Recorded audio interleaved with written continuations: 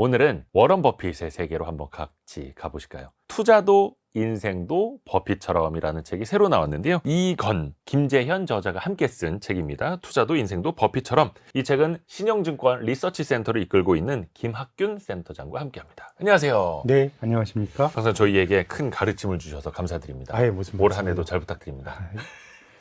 근데 이 책이 네, 진짜 이 만져보면 따끈따끈합니다. 나온 지 정말 며칠 안 된 시간입니다. 네, 그렇습니다. 이제 서점에 1월 네. 초에 깔린 책인데요. 네. 사실 워렌 버핏과 관련된 책은 검색을 해보면 네. 우리말로 출간된 게 뭐 수백 권이 됩니다. 근데 버핏과 관련된 책의 대부분은 예. 워렌 버핏, 그리고 워렌 버핏의 영혼의 동반자라고 할 수 있는 찰리 먼거, 예. 이 버크셔 해서웨이의 회장과 부회장입니다. 이제 버크셔 해서웨이라고 하는 회사는 워렌 버핏이 1960년대에 인수해서 네. 워렌 버핏이 버크셔 해서웨이를 통해서 투자한다고 생각하시면 됩니다. 일종의 지주회사입니다. 네. 개별 기업을 인수하기도 하고 음. 또 애플과 같은 회사는 인수는 아니지만 버크셔 해서웨이를 통해서 투자합니다. 네. 그리고 워렌 버핏은 버크셔 해서웨이의 최대 주주니까 이제 워렌 버핏의 부는 다 버크셔 해서웨이의 주가에 따라 결정이 되는데, 이 버크셔 해서웨이는 한 주가 50만 달러가 넘는 정말 뭐 황제주입니다. 우리나라 돈으로 지금 한 7억 얼마? 거의 한 네, 8억 하나요? 7억이 예. 넘는 이제 예. 돈입니다. 지금 53만 주식 한 주가 한 주가 한 그렇습니다. 주가 이제 거의 아파트 가격 한 채 정도 되는. 네. 그렇습니다. 이제 어떻게 보면 이제 버크셔 해서웨이를 통해서 투자를 하는데, 워렌 버핏과 관련된 많은 책들은 예. 대부분은 저자가 워렌 버핏에서 이야기를 쓴 사람이 어떻게 보면 오리지널리티라 그래야 될까요? 이런 걸 갖고 있다기보다는 버핏의 말을 인용하는 경우가 많습니다. 그렇죠. 워렌 버핏이 뭐 말씀을 많이 하셨죠. 본인이 직접 책을 쓰진 않았지만 1977년부터 이제 버크셔 해서웨이 주주들에게 주주 서한이라는 걸 통해서 이제 자기 생각을 밝혔습니다. 네. 그리고 매년 4월 말이나 5월 초가 되면 버크셔 해서웨이 주주총회가 미국 중부에 있는 오마하라는 데서 열리면 작년에도 뭐 한 4만 명이 몰렸다 그럽니다. 전 세계 투자자들의 축제인데, 예. 여기 작년까지 1924년생인 찰리 먼거, 1930년생인 워렌 버핏, 이 두 정말 현인이 앉아서 한 4-5시간 동안 이야기를 합니다. 그래서 버핏과 관련해서는 쌓여있는 텍스트가 너무너무 많습니다. 그렇죠. 그렇기 때문에 이제 버핏과 관련된 책은 얼마나 버핏이 말한 것들을 적절하게 인용을 하고 정확한 맥락 속에서 버핏의 방대한 발언들을 해석을 해야 되는데요. 그런 점에서 보면 이 책은 오랫동안 버핏을 연구해온 한국의 버핏 학이라 그러면은 좀 어떨지 모르겠습니다만은 버핏 학이 있다 그러면 한국을 대표하는 버핏 학자 두 분이 이제 쓴 책이기 때문에 네. 뭐 나름 여러 버핏과 관련된 책들 중에서 좋은 양서가 나왔다고 생각합니다. 사실 뭐 워런 버핏 관련된 책 우리나라에만 수백 권이 나와 있다고 말씀하셨습니다만, 김학균 센터장님이 쓰셔도 되실 정도로 사실 김학균 센터장님도 워런 버핏을 정말 아닙니다. 예. 많이 알고 예. 존경하는 그런 어떻게 보면 버핏 팬. 네네. 지금 예. 계신데. 예. 이건 작가, 네. 그리고 김재현 작가 두 분이 함께 쓴 겁니다. 근데 사실 이분들이 금융인 출신이기도 하고요. 네. 한 분은 현재 이제 언론계에 계시기도 네. 하고, 어떤 분들인지 저자들을 좀 설명해 주세요. 뭐 이건 작가님은 뭐 저는 한국의 투자 문화를 한 단계 좀 올렸다라고 생각을 하는데요. 이 주식 투자라고 하는 게 우리 땅에서 시작이 됐다기보다는 영미권 나라에서 출발을 했고, 굉장히 해외에도 풍부한 텍스트들이 이제 존재합니다. 근데 90년대 중반까지만 하더라도 이 번역서들이 엉망인 게 많았어요.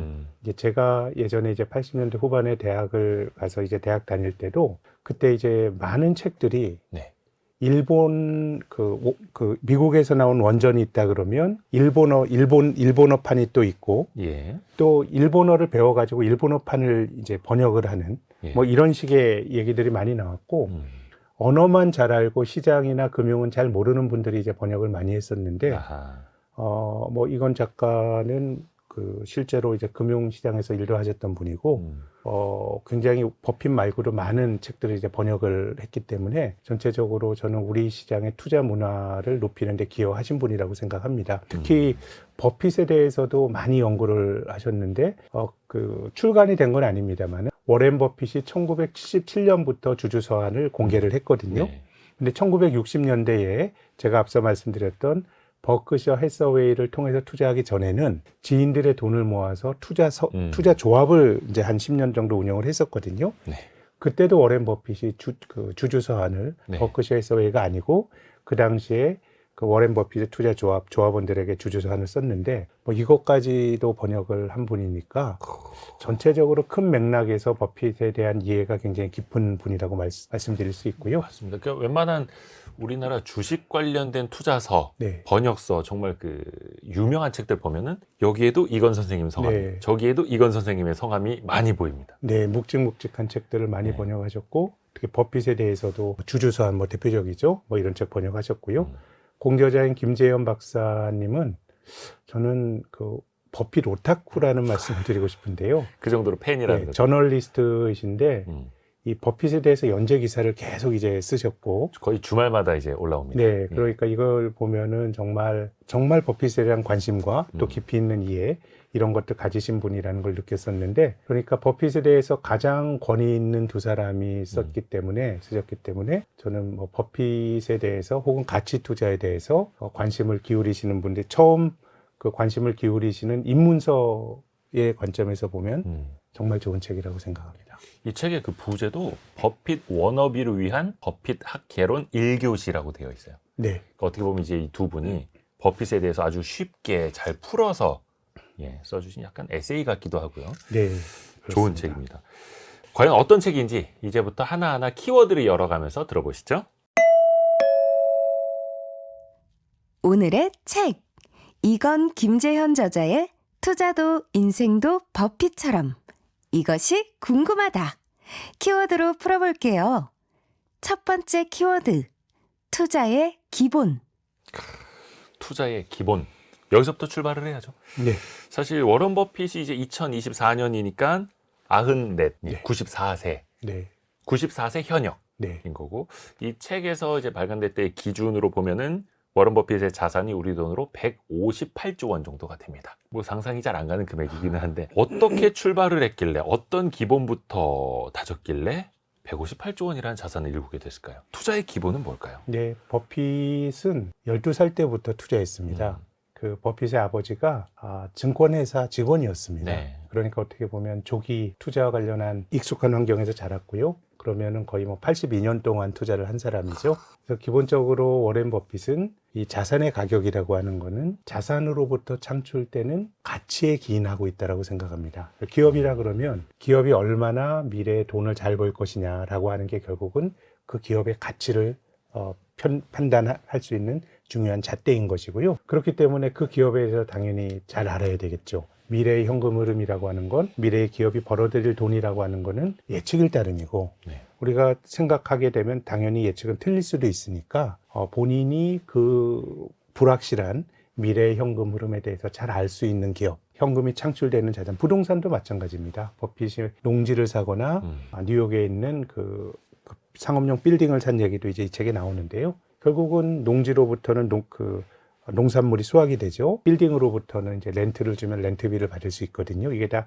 자산으로부터 창출이 되는 가치인 거고요. 네. 또 버핏의 철학과 관련해서 두 번째로 중요한 거는 사실은 가격에 대해서는 그렇게 주목하지 않습니다.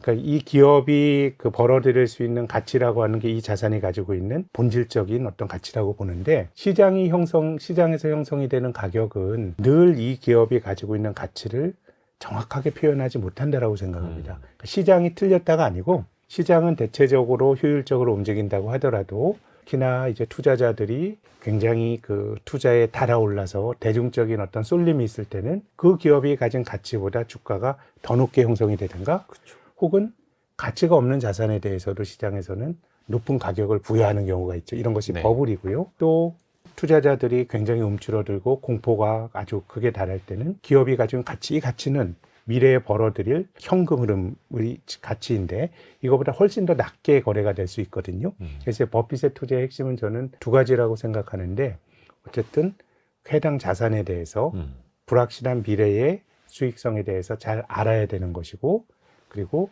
시장에서 형성이 되는 가격이라고 하는 거는 늘 어떻게 보면 조증과 울증을 왔다 갔다 하는 거니까 투자자 입장에서는 그런 것들을 잘 활용해야 된다라고 하는 게 뭐 워렌 버핏이 계속 강조하는 그런 내용이라고 할 수 있겠습니다. 그렇죠. 뭐 귀가 따갑게 강조하고 있는 네, 투자의 기본이기도 하고요. 그러면서 같이 이야기를 하는 게 좋은 놈, 나쁜 놈, 이상한 놈이란 영화도 있었습니다만 네. 버핏은 나쁜 투자, 이상한 투자, 좋은 투자를 또 구분을 해서 친절하게 설명을 해준 바가 있어요. 네. 그걸 또 이 책에서 쉽게 풀어줬는데요. 네. 요걸 좀 알기 쉽게 설명을 좀 부탁드립니다. 뭐 나쁜 투자는 버핏이 얘기하는 나쁜 투자는 굉장히 고정돼 있는 값. 예컨대 채권 같은 경우는 정해진 이자와 원금을 받거든요. 네. 그래서 이것은 어떻게 보면 굉장히 안정적인 걸로도 이제 많이 평가가 되지만 실제로 뭐 버핏뿐만 아니라 많은 경제학자들이 문헌 조사를 해보면 결국은 채권이라고 하는 거는 장기적으로 보면 물가 상승률을 쫓아가기 어렵기 때문에 네. 채권의 이자를 내가 명목 금액으로 받는다고 하더라도 장기적으로 물가를 생각하게 되면 고려하게 되면 이거는 구매력이 보존되지 않는 그렇죠. 나쁜 투자다라고 이제 주장을 하고 있고요. 물론 이거는 이론의 여지가 있습니다. 버핏의 입장에서 채권은 나쁜 투자다. 네, 이 뭐 예금 같은 경우도 기본적으로 고정된 금리를 받는 거는 장기적으로 물가 상승률을 쫓아가기 어렵기 때문에 뭐 버핏의 시각으로는 이거는 이제 나쁜 투자다라고 이제 주장을 하고요. 네. 두 번째 이상한 투자는 이제 금 같은 겁니다. 이상한 투자. 아니면 가상화폐에 대해서는 여러 차례 조금 이제 적대적인 얘기도 했지만 그렇죠, 그렇죠. 이런 잣대로 보면 가상화폐나 금 같은 경우는 어느 때는 사람들이 미국의 금리가 떨어지게 되면 금 가격 올라가고 올라가죠. 또 가상화폐 가격도 올라가는데 이 버핏이 가장 중요하게 생각하는 시각으로 보면 금이나 가상화폐는 여기서 가치가 창출이 되지 않습니다. 금 덩어리는 그냥 덩어리죠. 예, 버핏이 생각하는 건 이 자산으로부터 창출되는 가치가 이 자산이 가진 본질적인 어떻게 보면 내재 가치라고 생각하는 건데 네. 뭐 금이나 가상화폐는 경제 성장을 반영하는 것도 아니고요. 또 배당을 주는 것도 아닙니다. 이건 좀 이상한 투자 이렇게 표현을 했고요. 예. 뭐 좋은 투자는 주식이건 부동산이건 미래에 돈을 창출할 수 있는, 돈을 벌 수 있는 그런 자산, 뭐 이런 것이 좋은 투자다라고 이제 이 책에서는 설명을 하고 있습니다. 그래서 좋은 투자는 어떤 현금 흐름을 네. 발생시킬 수 있는 네. 가치를 창출하는 것이 진짜 좋은 투자다. 네, 그렇게 그렇습니다. 강조를 하고 있죠. 그러면 이제 과거에도 압도적으로 그러면 주식 시장이 평균적으로도 더 좋았다라고 네, 볼 수 있겠죠. 예, 미국의 와튼 스쿨 굉장히 유명한 MBA죠. 네. 여기 있는 이제 제레미 시겔이라는 사람이 굉장히 이제 장기간의 문헌 조사를 한 걸로 보면은 예. 장기적으로 보면 주식의 성과가 이제 괜찮은 건데 예. 채권보다도 낮고 금보다도 낮고 높다라는 예, 뜻. 네. 수익률이 이제 더 높았다는 얘기인데요. 근데 이것도 그때그때 좀 다르게 볼 수 있는 게 아주 장기적으로 봐서 그런 거고요. 네. 예를 들어서 우리나라 코스피의 경우에는 지난 10년 동안 연평균으로 한 1.6%, 7% 이 정도밖에 못 올랐으니까 참, 이게 또 채권보다 낫다고 좋다고 보긴 힘들고요. 예, 코스피의 경우입니다. 코스피의 경우. 근데 안타깝습니다만. 근데 미국도 그런 때가 있었습니다. 아주 긴 기간을 늘려놓고 보면 그런데 예. 예를 들어서 미국도 69년부터 82년까지 미국의 S&P 500 지수가 거의 못 올랐고요. 2000년부터 한 2012년까지 한 12년 동안에는 2000년 말의 고점을 2012년까지 넘어서지 못했거든요. 그래서 한 10년 정도 주기로 보면 굉장히 어려운 시기가 있는데 이제 장기간의 어려운 시기가 지난 다음에는 에너지가 응축이 돼서 주가가 아주 점프업을 하게 되죠.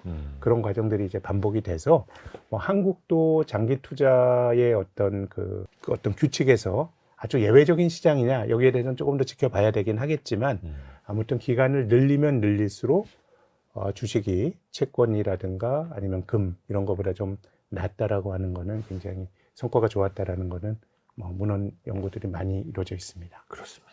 또 다음 키워드도 같이 들어보시죠. 다음 키워드 능력 범위. 정말로 버핏이 많이 강조하는 용어 중에 하나, 능력 범위입니다. 능력 범위. 요게 1998년에 플로리다에서 MBA 학생들에게 한 강연 중에 있었다라고 하는데 사실 이것도 거의 기록처럼 남아 있는 것 아닙니까? 네. 언제 어디에서 이 표현을 처음 썼다. 이것도 굉장히 좀 찾아보기는 어렵긴 한데 네. 버핏이 항상 기회가 될 때마다 강조하는 능력 범위. 이건 네. 정확히 어떤 의미입니까? 나 자신을 알아야 된다. 네. 따지고 보면 이제 그런 겁니다. 예. 기본적으로 버핏은 주가라고 하는 거는 잘 모른다고 생각해요. 이걸 내가 알긴 힘든 거고 다만 장기적으로 보면 그 기업이 벌어들일 가치에 주가가 수렴할 거다라는 믿음은 갖고 있지만 네. 그것이 올해 수렴할지 내년에 수렴할지 이런 것들은 사실은 버핏은 얘기하진 않는데요. 그러니까 이 능력 범위라고 하는 거는 결국은 그 자산이 벌어들일 미래의 현금 흐름이 그 자산의 본질적인 가치거든요. 네. 근데 미래는 알 수가 없지 않습니까? 그렇죠. 그러니까 능력 범위 안에는 모든 것을 알 수 있다라고 하는 개념이 들어가 있지 않아요. 내가 잘 아는 것. 그렇기 때문에 내가 잘하는 자산의 미래의 현금 흐름은 내가 비교적 확실성이 높게, 확률이 높게 예측할 수 있는 거니까 능력 범위라고 하는 이제 두 가지 의미가 있는데 투자자는 끊임없이 능력 범위를 넓혀 나가야 되지만 그렇죠. 공부하면서. 또 다른 측면에서는 능력 범위를 벗어나면 안 된다라는 게 훨씬 더 중요합니다. 네.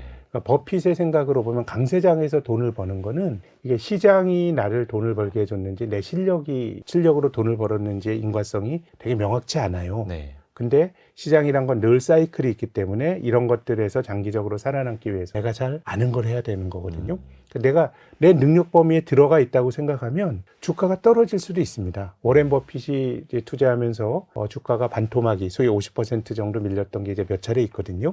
근데 내가 이 현금 흐름을 잘 알고 있다고 생각하면 네. 떨어지더라도 내가 버틸 수가 있는 거거든요. 그렇죠. 그렇기 때문에 능력 범위라고 하는 거는 내가 잘 아는 것들을 만들어야 되는 건데, 근데 버핏을 보고 작년에 이제 그 돌아가신 찰리 멍거란 사람이 네. 버핏을 보고 학습 기계란 얘기를 많이 했거든요. 아, 굉장히 뭐 하루에도 수백 페이지의 글을 읽고 그렇죠. 학습을 하는 사람인데 버핏은 능력 범위를 넓히려고 많이 받아들입니다. 근데 그렇게 많이 공부하는 사람도 결국은 능력 범위를 벗어나지 않아요. 자기가 아주 엄격한 기준으로 잘 아는 것만 투자한다라고 하는 게 어떻게 보면 능력 범위의 핵심이고요. 여기서 우리가 얻을 수 있는 교훈은 뭐냐면 투자는 뭘 하는 것도 중요하지만 엄하게 아는 걸 안 하는 게 굉장히 좀 중요하고요. 네. 그래서 이제 워렌 버핏을 굉장히 이제 추앙을 했고, 그래서 본인도 자산운용사를 만들어서 돈을 꽤 벌었던 모니시 파브라이라고 하는 인도인이 있는데, 네. 이 사람도 뭐 이제 버핏 워너비인데, 이 사람이 투자하는 거는 아주 따분한 업종만 투자합니다. 뭐 유통이라든가 아니면 뭐 의류라든가 그 기업의 현금 흐름을 내가 계산할 수 있는. 잘 알 수 있는, 예. 비교적 확실성 높게 예측할 수 있는. 그럼 이렇게 따분한 기업에 투자해서 어떻게 돈을 벌 수 있느냐? 우리가 투자하는 건 대부분 아주 성장하는 첨단 산업이나 이런 건데, 뭐 그런 투자가 잘못됐다는 건 아닙니다. 네. 뭐 그런 거 할 수도 있고요. 이제 파브라이 같은 사람이 본인이 말하기에 따분한 업종에 투자했다라고 하는 것도 결국 시장이라고 하는 거는 늘 조증과 울증을 왔다 갔다 하니까 능력 범위에서 내가 이 기업이 가진 적정 가치에 대한 나의 어떤 개념이 서 있으면 시장이 울증에 빠졌을 때 투자할 기회가 생기는 거거든요. 그렇기 때문에 이제 능력 범위 안에는 많은 것을 배워서 능력 범위를 넓혀야 된다라는 뜻도 있고, 내가 가지고 있는 능력 범위 밖으로 나가지 않아야 된다라는 의미도 있고, 네. 또 세 번째는 기다림의 철학도 들어가 있다고 봐요. 모든 걸 할 수는 없고 늘 주식시장을 보면 아무리 어려운 장에도 2배 나고 3배 나는 종목은 있거든요. 네. 근데 이런 것들을 내가 쫓아가 가지고 돈을 벌 확률은 별로 많지 않기 때문에 결국 능력 범위 안에는 내가 아는 속에서 내가 유리한 게임을 할 수 있도록 좀 기다리는 어떤 그런 철학도 내재되어 있다고 생각합니다. 능력 범위를 넓히되 그 범위 안에서 투자한다. 네. 능력 범위 안에서 투자하되 능력 범위를 계속해서 넓혀 나간다. 같은 말입니다만 네. 우리가 참 배워야 할 지점이기도 합니다. 그리고 또 그런 이야기도 책에 나옵니다. 그 미국에서 증시에 상장된 기업이 뭐 6천여 개 이렇게 되는데 그 중에서 한 30개만 제대로 알아도 된다라고 이야기를 하거든요. 네. 근데 물론 되게 좁아 보이고 작아 보일 수도 있는데 어떤 분들한테는 30개는 어떻게 그렇게 디테일하게 알 수 있지? 좀 네. 어려워 보일 수도 있거든요. 예. 근데 아마 주식 투자하시는 분들의 뭐 다 그런 건 아니겠지만 주식의 회전율로 보면 주식 투자하시면서 한 워렌 버핏이 이제 80여 년 투자했는데요. 네. 82년 투자했네요. 올해까지. 워렌 버핏을 부자로 만들어둔 종목을 보면 최근에 주식을 산 애플, 또 코카콜라, 네. 아메리칸 익스프레스, 네. 또 비상장 회사인 뭐 가이코라든가 시즈캔디라든가 네. 한 10개 정도 회사가 버핏을 부자로 만들어줬거든요. 아하. 그래서 이 30개를 내가 지금 이거 30개를 알아야 된다라고 생각하면은 너무도 큰 도전일 수 있겠지만 네. 내가 투자는 평생 하는 거고 결국은 나쁜 거 안 하고 내가 잘하는 거, 내가 잘한다라고 하는 거는 결국 주가를 잘하는 게 아니고요. 주가는 내가 알 수 없는 영역이지만 기업의 본질적인 그 가치에 대해서 잘 아는 종목을 투자한다 그러면 내가 유리한 게임을 할 수 있는 거거든요. 그렇게 한다 그러면 어떻게 보면 내가 평생을 투자하면서 나의 능력 범위를 한 20, 30개 늘린다 그러면 어떻게 보면 버핏이 80년 투자했거든요. 우린 네. 버핏과 같이 할 수 없어요. 저는 없다고 생각합니다. 굉장히 뛰어난 사람인데 그러면 이 80년 동안 30개를 한다 그러면은 이거는 뭐 한 25년에 2년 반에 하나 정도만 사실 알아도 되는 건데요. 그러니까 어떻게 보면 투자는 긴 게임이고 예. 뭔가 빨리 뭐를 얻으려고 하는 조급함으로 본다 그러면 저는 버핏의 투자나 가치 투자가 안 맞는 건데요. 그래서 이제 비슷한 예로 이게 또 굳이 아주 많이 싼 주식, 모니시 파브라이처럼 네. 아주 따분한 업종만 투자하는 게 꼭 능력 범위는 아니고요. 예. 이 워렌 버핏의 스승인 벤자민 그레이엄과 동시대를 살았던 그 필립 피셔라고 하는 사람은 모토롤라나 텍사스 인스트루먼트처럼 지금의 약간의 팡에 가까운 아주 잘 나가는 성장주들에 투자해서 돈을 많이 벌었거든요. 네. 근데 그때만 하더라도 성장하는 산업은 굉장히 미래에 대한 기대를 많이 반영을 하고 있기 때문에 밸류에이션이 비싼 주식들이었지만 네. 필립 피셔는 주식 하나 사기 위해서 그 기업의 퇴직자, 경쟁자, 경쟁회사 막 인터뷰를 하는 게 나와요. 네. 그렇기 때문에 결국은 성장성이 높은 산업이냐 아니면 성장성이 낮은 산업이냐 이거는 본인의 능력 범위에 달려 있다고 봐요. 파브라이는 내가 잘 모르는 건 안 한다라는 거고 필립 피셔는 성장성이 높은 산업도 내가 거기에 대한 깊이 있는 알을 기반으로 투자한다 그러면 이것도 같이 투자가 되는데 네. 필립 피셔가 쓴 책 중에서 매우 흥미로운 그 제목을 가진 책이 보수적인 투자자는 마음이 편하다인데요. 그쵸. 예. 아주 비싼 주식을 들고 있는데도 마음이 편하다는 건 그만큼 많이 안다는 거거든요. 예. 그래서 결국은 깊이 있는 알미 핵심이고 내가 투자 대장에 대해서 깊이 있게 알아야 된다 그러면 너무 자주 하기가 힘든 거죠. 버핏이 말한 것처럼 나의 능력 범위는 제한되어 있는 건데 그래서 버핏이 그 부를 많이 벌었지만 결국은 일부 종목이 그렇게 돈을 많이 벌어줬다라고 생각하면 우리도 버핏처럼 할 수는 없겠지만 예컨대 뭐 아침에 샀다 저녁에 팔거나 아니 뭐 일주일 단위로 근데 실은 그런 자극이 너무 많잖아요. 많죠. 미디어 같은 데서 뭐 주간 추천주 저는 이런 것들이 전체적으로 보면 좀 소음이라고 생각하는 건데 네. 예. 그래서 깊이 있는 알미 핵심이다. 앞에서 어떻게 보면 능력 범위를 이야기한 것과 계속해서 이어지는 네. 내용이기도 합니다. 다음 키워드도 한번 같이 들어보실까요? 지금 여러분께서는 주말에만 만나는 성공예감 별책 부록을 듣고 계십니다. 오늘의 책은 이건 김재현 저자의 투자도 인생도 버핏처럼 다음 키워드 안전마진. 사실 이 안전마진이라는 개념이 조금 어려우실 수도 있겠습니다만 능력 범위 그 다음에 네. 항상 나오는 키워드죠. 네, 그렇습니다. 예. 그러니까 능력 범위도 어떻게 보면 나의 알은 한계가 있다. 네. 그러니까 다 하려고 그러면 안 되고 내가 잘할 수 있는 강점을 잘 가지고 시장이 이렇게 변동을 하면서 나에게 맞는 기회가 올 수 있다라고 하는 게 버핏의 이제 주장인데요. 네. 그러니까 어떻게 보면 그 능력 범위라는 것, 내가 알 수 있는 것은 한계가 있다라고 하는 약간의 겸손의 철학, 사람에 대한 냉정한 인식 이런 것들이 들어가 있다고 생각하는데 안전마진도 마찬가지 개념입니다. 네. 내가 능력 범위에서 어떤 기준을 가지고 이 기업이 미래에 창출한 현금 흐름을 기반으로 적정한 가치를 생각하는 거는 내가 할 수 있는 거거든요. 네. 그래서 모니시 파브라이 같은 사람은 뭐 정치적인 변동 요즘 그런 것 주가에 영향을 많이 주잖아요. 예. 이것과 무관하게 그냥 그런 거 외풍을 안 타는 굉장히 따분한 산업을 나는 한다라고 하는 것도 이제 할 수가 있는데 네. 기본적으로 이런 산업이라고 하더라도 미래에 대한 예측은 틀릴 수가 있거든요. 당연히 틀릴 수가 있죠. 그거는 내가 미래란 건 우리가 알 수 없는 그렇죠. 불확실성이 내재돼 있는 거니까요. 그래서 안전마진은 뭐냐면 능력 범위란 건 내가 진짜 잘하는 거 해야 된다는 거거든요.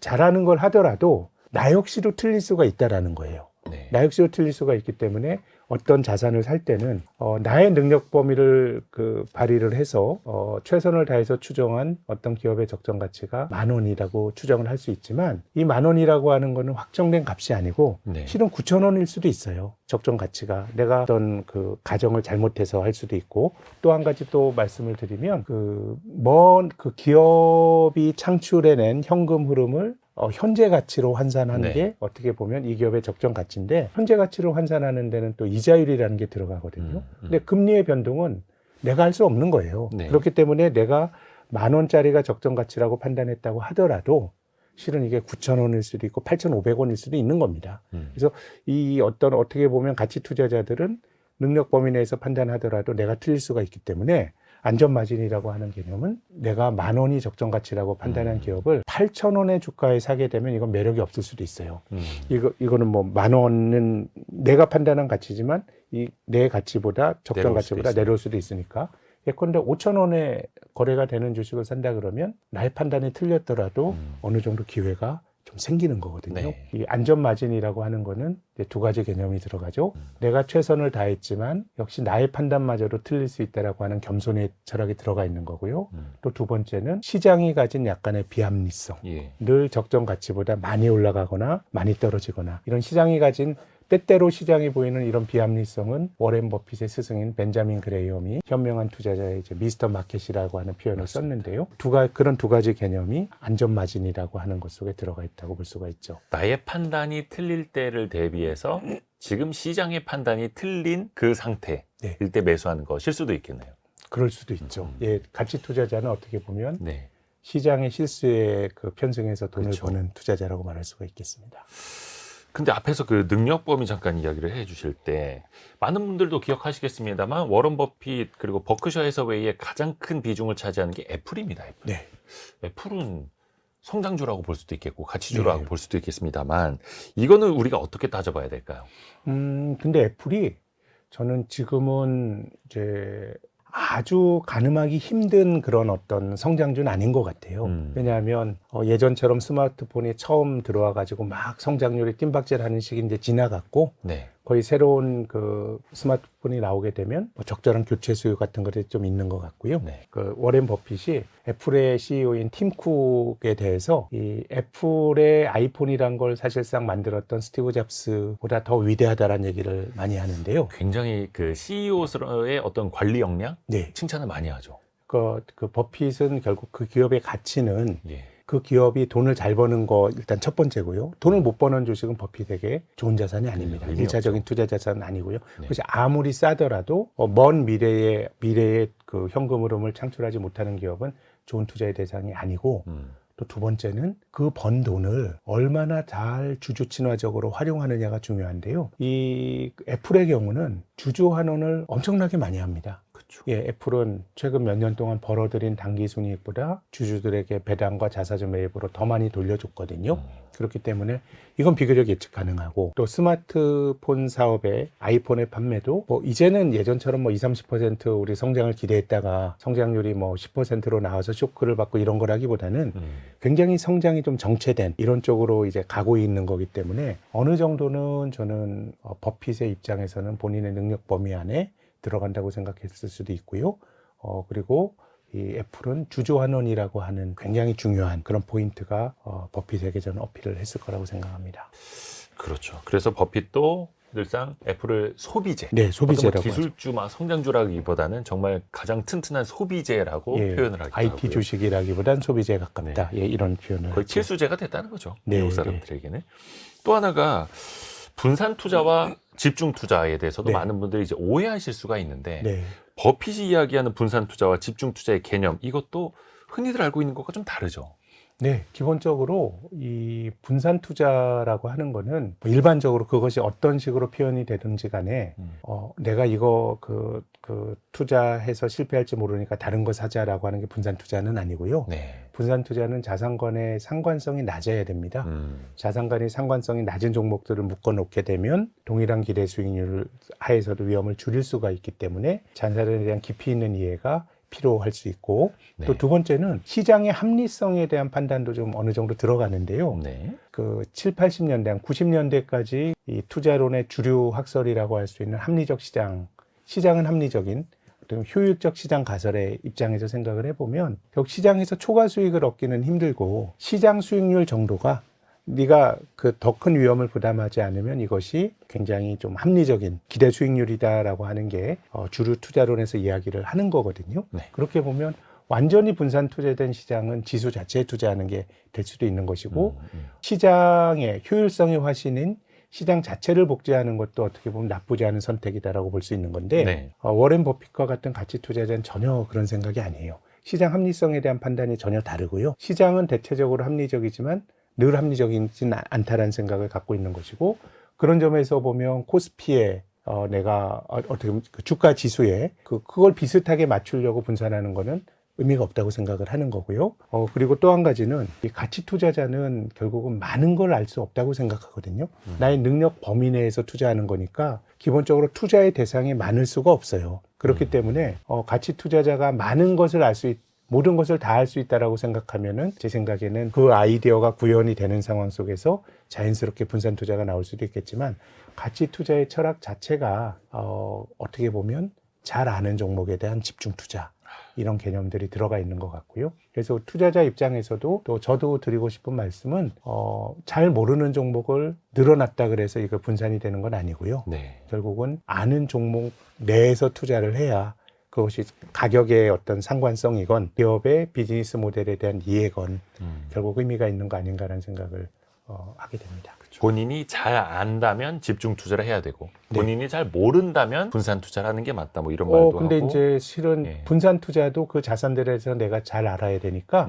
분산 투자라는 개념보다 본인이 잘 모르면 시장에 투자하는 ETF 투자 같은 ETF나 예. 인덱스 펀드 같은 것들 워렌 버핏과 그 프로테제 파트너스라고 하는 이런 그 헤지 펀드 운용하는 펀드 오브 펀드가 2007년부터 한 10년 정도 네. 이제 내기를 한 거 아닙니까? 네. 헤지 펀드는 수수료도 너무 많고 하다 보니까 장기적으로 인덱스 펀드를 이기지 못했기 때문에 그래서 제 생각에는 잘 아는 것에 투자해야 되고 이게 아니라 그러면은 말씀하신 인덱스 펀드한테 투자하셔야 되고요. 그래서 지금 버핏이 원래 결혼한 그 첫 번째 부인은 이제 2000년대 초에 이제 죽었고요. 결별도 했었고 예, 떨어져서 살다가 결국 이제 죽음으로 이별을 했고 두 번째 부인에게 재산을 상속을 해주는데 요원이 두 번째 부인에게 가는 그 재산의 90%는 S&P 500에 투자하는 인덱스 펀드에 혹은 ETF에 투자하라라는 거니까요. 버핏은 그런 철학과 전혀 다릅니다. 그렇죠. 그렇지만 내가 어떤 능력 범위가 없고 그렇게 능력 범위를 갖출 수 있을 정도의 준비를 왜냐하면 우리가 인생을 꼭 투자만 하고 사는 건 아니잖아요. 그렇죠, 그렇죠. 그러니까 그런 사람들의 경우에는 인덱스 펀드가 낫다라는 낫다. 게 버핏의 확고한 생각입니다. 그렇죠. 그리고 그냥 일반적으로 그 인덱스 펀드가 아니라 본인이 직접 투자를 더 열심히 잘 하고 싶다라는 분들에게는 평생 투자를 10번만 한다면 그러니까요. 과연 어떻게 기업을 선정하겠는가를 생각해 봐라. 예, 모든 것을 알 수는 없기 때문에 예. 그렇기 때문에 결국은 저는 내가 잘하는 걸 하더라도 예. 실수가 나올 수 있습니다. 근데 그렇지만은 그것을 그냥 시장이라고 하는 게 이제 미스터 마켓인데 네. 이걸 쫓아가면서 가늠하기 힘든 것들을 이것저것 하는 것보다는 버핏처럼 하는 게 상대적으로 그래도 좀 시장에서 살아남을 수 있는 방법인 것 같고요. 네. 작년 2월이죠. 2월 말에 그 버크셔스의 주주 서한이 발표가 됐습니다. 이제 버핏의 생각을 볼 수 있었는데 주주 서한에 이런 얘기들이 나옵니다. 네. 나는 참 그 자원 배분 능력, 버크셔에서 들어온 돈을 뭐 투자하든가 M&A 하든가 이런 건데 이런 거 보면 어떤 건 괜찮고 저 상당수는 또 내가 무난하게 했는데 내가 실수한 게 또 되게 많아. 그래서 내가 늘 좋은 결정하는 건 아니에요. 5년에 한 번씩 5년꼴에 한 번씩 한 좋은 결정. 네. 이런 것들이 나의 부를 만들었다는 겁니다. 그러니까 버핏도 헛스윙도 많이 하고 그건 저는 뭐 결국은 그 능력범위라는 것 자체가 뭘 내가 잘하려고 하지만 미래에 대한 전망이기 때문에 당연히 틀릴 수가 있는 거거든요. 그렇기 때문에 그렇다고 하더라도 틀릴 확률을 좀 낮추고 그리고 기본적으로 나의 능력범위를 안다라고 하는 거는 모르는 건 안 하고 내가 안다고 했지만 실패할 수도 있지만 내가 뭘 하는지 모르는지도 모르고 막 주식을 사고 파는 게 제 생각에는 어려움으로 가는 그 길인 것 같거든요. 그래서 우리가 다시 말씀드리지만 버핏처럼 똑같이 할 수는 없지만 버핏이 말하는 것들 한번 좀 우리가 분명히 참고는 할 수 있다고 생각합니다. 방금 잠깐 이야기하신 그 키워드가 여기서 바로 또 나옵니다. 들어보시죠. 다음 키워드는 미스터 마켓. 벤자민 그레이엄이 약간 또 시장도 의인화한 거죠. 의인화. 네. 그래서 조증과 우울증 왔다 갔다 하는 정말 종잡을 수 없는 이상한 성격의 그런데 막 IQ는 거의 막 2만%에 달하는 시장의 능욕자이기도 한 미스터 마켓. 그러면 버핏이 이야기하기를 이 미스터 마켓에 대응하려면 좀 어떻게 해야 한다라고 조언을 하나요? 기본적으로 잘 모른다라고, 그러니까 핵심 가치에 집중하는. 그러니까 모든 것은 그 기업이 벌어들이는 어떤 미래 현금 흐름에 대한 예상이 굉장히 중요하다라는 주장을 계속 하고요. 그리고 이제 버핏은 이런 얘기를 합니다. 버핏의 재산은 버크셔 해서웨이 주가예요. 그렇죠. 예, 그 버크셔 해서웨이의 지분율 한 35% 이상 가지고 있으니까 그런 건데, 이 버핏은 우리의 성과를 주가로 보지 말라는 얘기를 계속 합니다.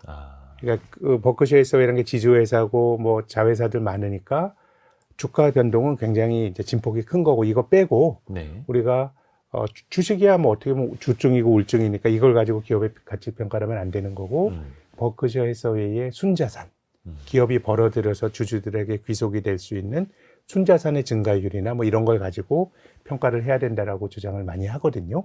그렇기 때문에 버핏은 미스터 마켓의 어떤 대응이라 그건 우리가 알 수가 없고, 다만 우리가 나의 능력 범위 내에서 특정 자산에 대한 적정한 가치를 잘 알 수 있으면 미스터 마켓을 이용할 수 있다라고 주장을 하는 거죠. 그리고 이 책에서는 뒷부분에 버핏과 관련된 그 오해 몇 가지를 또 친절하게 풀어주더라고요. 재미있는 부분인 것 같아요. 같아요. 말이 이제 버핏도 그런 얘기 한 적이 있을 겁니다. 10년 이상 보유할 거 아니면 10분도 보유하지 마라. 그래서 버핏은 정말로 장기 투자? 10년 이상 하나? 영원히 보유한다고? 뭐 이렇게 또 생각하실 수 있거든요. 그 진실은 뭡니까? 그것은 이제 버핏의 인식은 결국은 미래에 대한 나의 전망입니다. 이건 불확실한 거잖아요. 어떻게 보면 의견이 바뀌게 되면, 내가 잘못 생각했다 그러면 주식을 단기라도 팔고 나올 수 있고요. 그래야죠. 대표적인 게 작년 이맘때 버핏이 대만의 그 파운더리 반도체 업체인 TSMC 주식을 샀다, 이런 얘기를 했는데요. 바로 뭐 몇 달 안 돼서 팔아버렸죠. 거의 3개월, 아니 반년도 안 됐을 거예요. 근데 지정학에 대한 또 인식이 있었던 거예요. 대만, 이란 쪽이 이제 중국과의 긴장 때문에 지정학적으로 굉장히 불안하다, 뭐 이런 얘기를 한 겁니다. 그러니까 의견이 바뀌게 되면 팔 수가 있고, 또 한 가지는 본질적으로 미스터 마켓은 우리가 알 수가 없는 거거든요. 내가 생각한 적정 가치에 마켓에 조증이 발동을 해서 그 가격이 간다 그러면 또 팔 수가 있는 것이고요. 다만 이제 워렌 버핏이 규모가 이제 한 80년대 중후반부터는 굉장히 규모가 커졌습니다. 그래서 소규모로 투자해서는 그 버크셔 해서웨이라고 하는 큰 공룡의 투자 성과와는 사실 상관이 별로 없게 되거든요.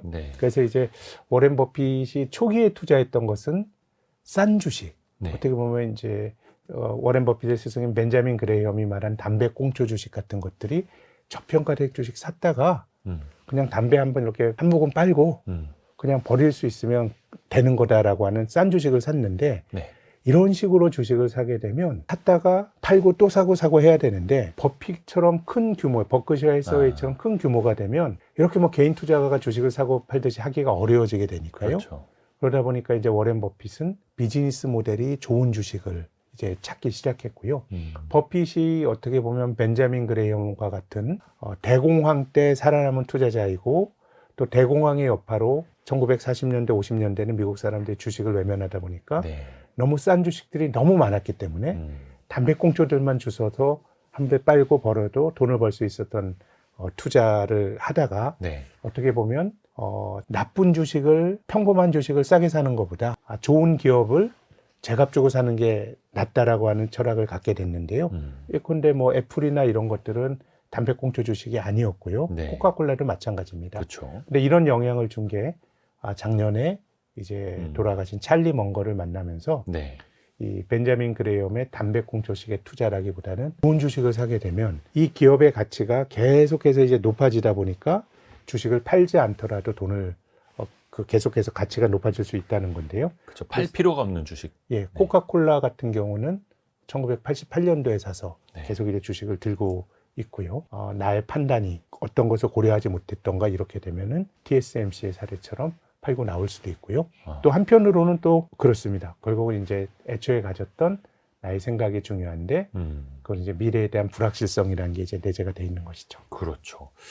그렇게 해서 코카콜라는 거의 한 35년, 아메리칸 익스프레스가 30년, 무디스 23년. 그렇습니다. 근데 뭐 반년 만에 팔아버린 것도 있는 거고요. 그래서 뭐 TSMC 때도 그랬고 이 책에서도 보면은 버핏이 뭐 800번으로 시작하는 그 무료 전화에 전화를 해서 네. 저는 항공주에 중독된 뭐 90몇 세 워런 버핏이라고 합니다라고 농담하는 네, 이야기도 네. 나옵니다. 그래서 항공주에 투자했다가 크게 실수했던 이야기도 있죠. 본인이 많이 여러 차례 털어놨는데 버핏의 실수를 통해서도 우리가 배울 수 있는 게 그럼요. 있죠. 버핏은 본인의 실수를 매번 이제 주주서한이나 주총 때 아주 익살스럽게 얘기를 하는데요. 예. 아이러니하게도 버핏의 투자 실수 중에 가장 큰 실수는 예. 버크셔 해서웨이를 산 겁니다. 지금 버크셔 해서웨이라는 회사를 통해서 투자하고 있는데 네. 워렌 버핏이 60년대 초에 버크셔 해서웨이를 담배꽁초 주식처럼 네. 이거 굉장히 저평가되어 있다고 샀는데 네. 이 회사가 그 섬유 만드는 방직 회사였거든요. 사양산업. 사양 산업이었죠. 근데 가치가 계속해서 떨어지는 거예요. 그렇죠. 그러다 보니까 한번 빨아볼 기회도 못 갖고 가치가 계속 떨어지는. 물린 거죠. 속된 말로. 그렇죠. 시간이 가면서 뭐 일본이라든가 아니면 한국과 같은 동아시아 회사들에게 이제 경쟁력에서 밀리고, 그래서 워렌 버핏이 이 버크셔에서의 산 거에 대해서 계속 후회를 합니다. 내가 이거 안 사고 다른 데 투자했으면 이 기회비용이 굉장히 컸다. 다른 돈을 많이 벌었을 수 있다라는 거죠. 더 큰 부자가 됐을 거라 얘기해요. 그래서 버크셔 해서웨이를 20년 동안 들고 가다가 네. 80년대 중반에 드디어 구조조정을 합니다. 섬유 산업을 떼버리는데, 네. 근데 그 중간에 원백 방직 회사라고 하는 걸 또 76년인가 샀다가 또 손해를 보고. 방직 회사에 물렸는데 방직 회사를 또 샀어요. 예, 그러니까요. 그러니까 이런 것들이, 이런 실수들이 반복이 되고. 인간적입니다. 예. 예, 항공회사 그렇고, 또 이 책에 보면 이제 실수 사례 중에 IBM 같은 거 사서 실수한 사례도 있고요. 그렇죠. 기술주 네. 첨단 기술 한번 투자해 보겠다 했다가 물렸죠. 근데 그럼에도 불구하고 우리가 실패 사례가 굉장히 많음에도 불구하고 이것이 버핏의 투자에게 아주 치명적이지 않았던 거는 제 생각엔 비싸게 안 사서 그런 것 같아요. 이런 그 재미없는, 어떻게 보면 후퇴하는 산업 산다 그러면 이런 산업 자체는 그때 담배꽁초에 가까운 거예요. 네. 그러니까 성장성에 대한 기대로 주식이 엄청나게 비싸게 거래되는 게 아니고 나름의 본인이 생각하는 안전마진을 가지고 주식을 샀기 때문에 그럼에도 불구하고 실패를 했지만은 아주 치명상을 입진 않았던 거고, 우리가 어떤 자산에 투자하더라도 좋은 가격에 늘 사야 된다고 봅니다. 그리고 워런 버핏은 본인이 정말 어떻게 보면 우리 입장에서는 천문학적인 금액이 날아간 실수인데 해학적으로도 이야기를 하고요. 또 그걸 통해서 반성도 하고 다시 또 배우고요. 돈을 결과적으로 벌었으니까 이런 여유가 나오는 것 같기도 합니다. 근데 이게 본인의 실수를 또 고백도 하고, 이게 그 신영증권 리서치 센터에서도 얼마 전에 2023년 실수에 대해서 또 자료를 발간하셨더라고요. 예, 저희가 뭐 버핏과 같은 사람과 비교하는 건 뭐 전혀 온당치 않고요. 네. 뭐 버핏과 같은 사람도 그렇게 한다 그러면 더 부족한 저희들도 같은 실수를 반복 안 하는 것도 투자에는 굉장히 저는 중요하다고 생각합니다. 그래서 그걸 또 매해 연간 실수에 대해서 이실직고하시고 그걸 또 자료로 발간을 하시고 많은 사람들과 함께 이제 배울 수 있게 네. 토대를 만드는 것도 김학균 센터장님이 가진 매력입니다. 아유. 네. 다음 키워드도 들어보시죠. 다음 키워드. 버핏 스타일. 버핏 스타일. 이게 뭐 헤어스타일입니까? 아니면 뭐 정장을 잘 입는 그런 스타일입니까? 뭐 굉장히 돈에 집착하는 거는 맞는 것 같아요.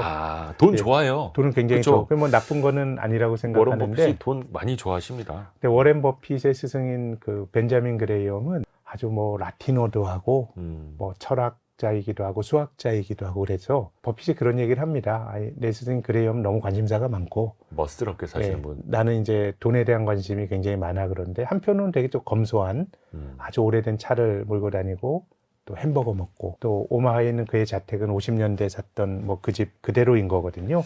이 책에 따르면 오마하에 있는 그 워런 버핏의 저택 가격이 우리 돈으로 한 15억 정도 된다고 하니까 네, 서울에 있는 솔직히 30평 아파트보다 훨씬 싼 거죠. 그렇죠. 네. 예.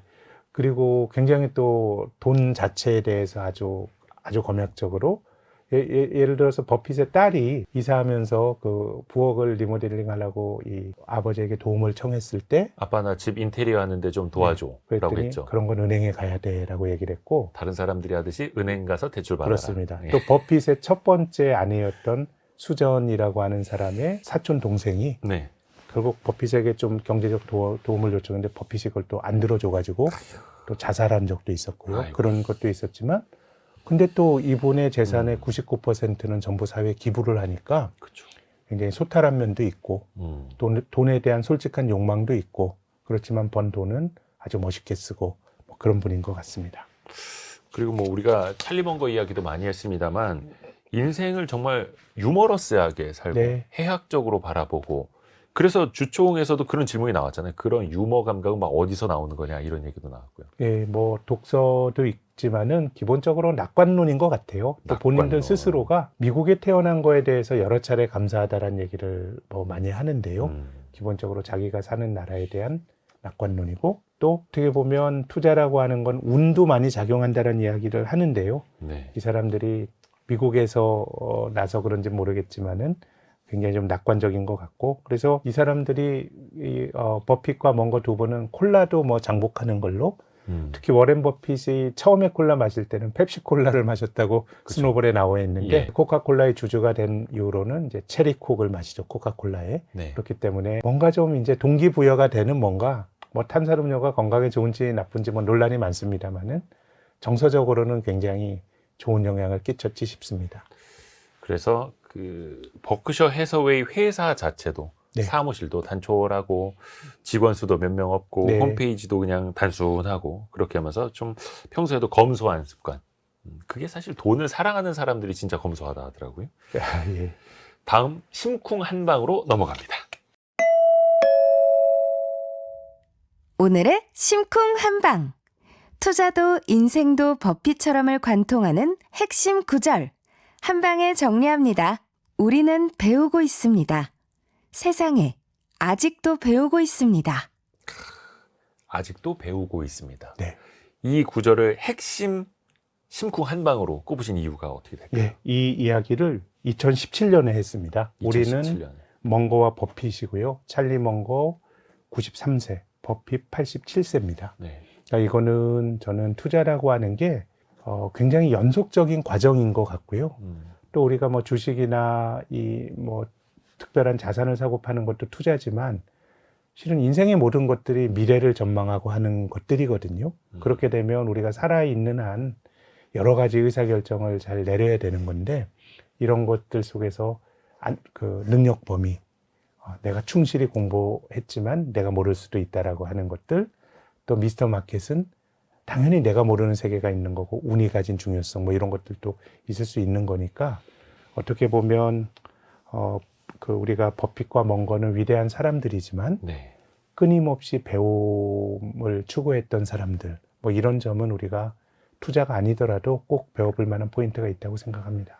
많은 사람들이 이제 당신들처럼 부자가 되려면 어떻게 해야 됩니까? 라고 한마디로 하루에 500페이지씩 읽으라고 네. 하지 않습니까?